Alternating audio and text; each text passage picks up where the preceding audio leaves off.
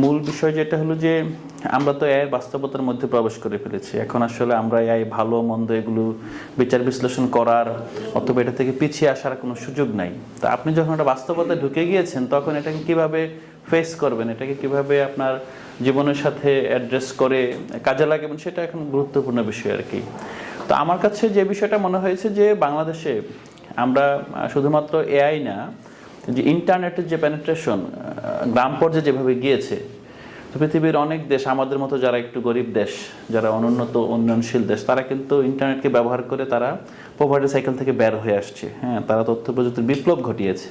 কিন্তু আমাদের কিন্তু বেসিক যে এডুকেশন এটা না থাকার কারণে যেটা হয়েছে, ইন্টারনেটটা মোটা দাগে গ্রামে গঞ্জে বিনোদনের উৎস ছাড়া আর কিছু না। আসলে ইন্টারনেটটাকে যে কাজে লাগিয়ে সে আপনার পেশাগত জীবনে, সামাজিক জীবনে, কিংবা এই যে আমরা ধরেন মানে বেকারত্বের যে অভিশাপ থেকে সমাজ ভুগছে, এই অনেকগুলো জায়গায় কিন্তু আমরা কাজে লাগাতে পারতাম, কিন্তু স্বাভাবিকভাবে সেটা আমরা পারি নাই। না পারার কারণটা খুঁজে বের করতে হবে এবং সেটার সাথে মিলিয়ে দেখতে হবে যে এআইটা আসলে আমাদেরকে কিভাবে, যে মানে আমরা যেই সমাজে বসবাস করছি এটাকে কি আপলিফট করতে পারবে, নাকি সামহাও আবার ইন্টারনেট পেনিট্রেশনের মতো এআইটাকেও আমরা বেশিরভাগ আমরা যখন সোশ্যাল মিডিয়াতে দেখি গান বানাচ্ছে, বিভিন্ন রিলস হচ্ছে, হ্যাঁ, এগুলোরও কিন্তু এখন মানে উপযোগিতা আছে। আমাদের একটা বিষয় বুঝতে হবে যে তৃতীয় বিশ্বের বাজারে আপনার সোশ্যাল মিডিয়া এবং বড় বড় যে গ্লোবাল জায়ান্ট বাজারগুলোকে এভাবে ব্যবহার করছে যে আমাদেরকে এত বেশি আনপ্রোডাক্টিভ কাজে আমাদেরকে ইনসেন্টিভ দেওয়া হচ্ছে যে এটা করলে এখানে কিছু ইনসেন্টিভ আছে, মানিটারি ইনসেন্টিভ আছে,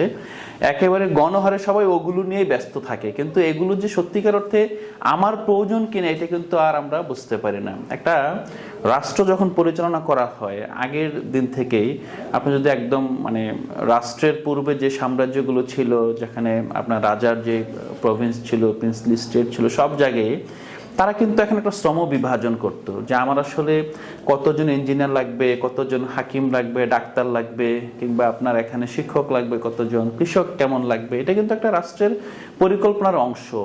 পরবর্তীতে যখন আপনার বাজার ব্যবস্থাপনার পাশাপাশি প্ল্যান্ড ইকোনমি আসলো, খুব ক্লিয়ার হয়ে গেল যে আমার কয়টা ইউনিভার্সিটি লাগবে, সোশ্যাল সায়েন্সের কয়টা লাগবে, আমাদের সায়েন্টিফিক ফিল্ডের কয়টা লাগবে, একেবারে টেকনোলজি রিলেটেড। কারণ কি?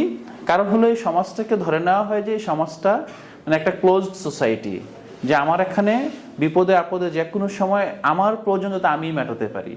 আপনারা যদি আপনার গ্রামের ইতিহাস দেখেন, কিংবা দামোদর কাসিমদের যেই আপনার গ্রামের হিস্ট্রি দেখেছে, আমাদের গ্রামগুলোতে কিন্তু লবণ এবং লোহা ছাড়া সবগুলো গ্রামের ভিতরে আপনার উৎপাদন হতো, আপনার যা প্রয়োজন হয় সবগুলি।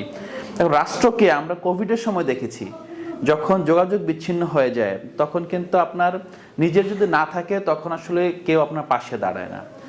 এখন যেই ব্যাপারটা বললাম যে আমরা যে বৈশ্বিক বাজারে ভোক্তা হয়ে যাই, এইটা এড়াতে আসলে রাষ্ট্র কি করতে পারে, এটা একটা বড় আপনার মানে কোশ্চেন অথবা প্রবলেম স্টেটমেন্ট, যে আমরা আসলে বৈশ্বিক বাজারের মধ্যে যেই টেকনোলজি আসে সেই টেকনোলজি আমরা প্রডিউসার হয়ে ওঠে না, আমরা সেই টেকনোলজির ভোক্তা হয়ে উঠি। এই জায়গাটায় আমাদের যে কাজটা করা যেতে পারে আগামীতে, ইভেন আমরা অতীতেও দেখেছি বাংলাদেশকে ডিজিটাল বাংলাদেশের কথা বলে আমরা এমন জায়গা হয়েছে, যেমন কিছু কিছু সরকারি অফিসে দেখা যায় সিসি ক্যামেরা, ওখানে আপনার কাগজ জমতে জমতে সিসি ক্যামেরা ঢেকে দিয়েছে।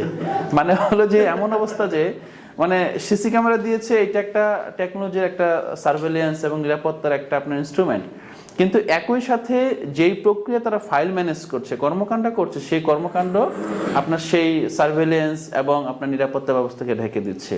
তো সোসাইটিতে আমরা যেভাবে আছি, আমাদের রাষ্ট্রকল্প যদি সেরকম না হয় যে আমার দেশে আমি আসলে আমার তরুণদেরকে কি কাজে লাগাবো, আমি তাদেরকে আসলে সেই অনুপাতে প্ল্যান করে একটা কমপ্লিমেন্টারিটি, একটা পরিপূরকতা তৈরি করতে পারি কিনা, যদি সেটা করতে পারি তাহলে শুধুমাত্র এআই না, আমাদের আগামী তো আপনার যত ধরনের তথ্য প্রযুক্তি অথবা আপনি যে বিষয়গুলো আসবে আমরা কিন্তু সেখানে আপনার পেনেট্রেট করতে পারবো, মার্কেটে আমরা প্রডিউসার হতে পারবো। আমাদেরকে সবসময় এই বিষয়টাই মাথায় রাখতে হবে যে আমরা আমাদের যে তরুণ জনগোষ্ঠী তারা শুধুমাত্র বিদেশ থেকে আয় উপার্জন করলেই হবে না, এট দ্য এন্ড আসলে এই আয় উপার্জনটা আপনারা দেখেন যারা আপনার যে অ্যামাজনের যে ইয়েতে ছিলেন অ্যাফিলিয়েটেড মার্কেটিং এ থেকে আয় করতে, তারপর ইউটিউব থেকে আয় করার ব্যবস্থা ছিল, রিলস থেকে, ফেসবুক থেকে, কি হয় হঠাৎ করে একটা পলিসি চেঞ্জ করে দিয়েছে, একদম সবাই হতাশ হয়ে যায়, শেষ, এখানে আয়ের ব্যবস্থা শেষ, আবার নতুন জায়গায় সুইচ করতেছে।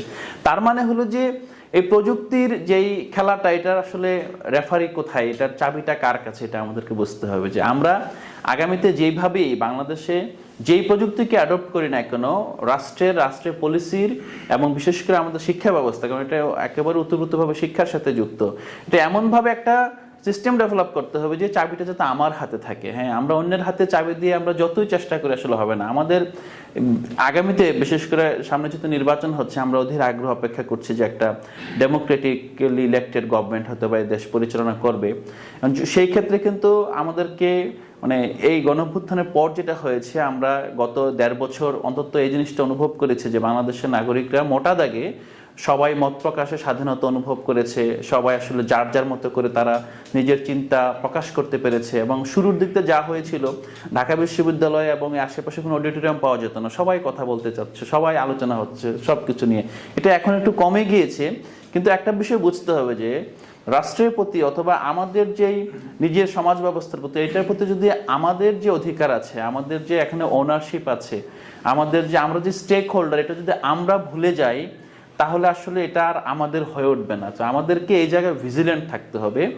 এআই হোক, অন্যান্য প্রযুক্তি হোক, অথবা রাষ্ট্রের যে কোনো পলিসি হোক, আমরা চেষ্টা করব এই ধরনের আলোচনাগুলোকে আমরা রিলেট করে রাষ্ট্রের আগামী পলিসির সাথে মিলিয়ে আমরা যারা সরকারে আসবে, যারা রাজনীতিবিদ, তাদেরকে একই সাথে অ্যাওয়ার করে এবং সাথে চাপে রাখতে পারি কিনা। আমি একজন রাজনৈতিক কর্মী হিসেবে আজকের এই উদ্যোগের জন্য বিডিএসকে ধন্যবাদ জানাচ্ছি, এবং যিনি আসছেন কষ্ট করে, এবং এই একটা বাংলাদেশের জন্য, বাংলাদেশে কিন্তু দীর্ঘদিন ধরে বাঙালি সম্পর্কে একটা আছে, বাঙালি ম্যাথ এবং বিজ্ঞানকে আসলে ওইভাবে ভালোবেসে উঠতে পারে না। তা আমরা যখন এই সোশ্যাল সায়েন্স পলিটিক্যাল ডিবেটের ফাঁকে ফাঁকে যখন আমরা এই বিষয়গুলোকে নিয়ে আসতে পারবো, তো হয়তো আমাদের অভ্যাসগত অথবা আমাদের ডিএনএ প্যাটার্নটা চেঞ্জ হয়ে যাবে। সেই চেঞ্জে ভূমিকা রাখার জন্য আপনাকে ধন্যবাদ, এবং আপনারা যারা আসছেন সবাইকে ধন্যবাদ।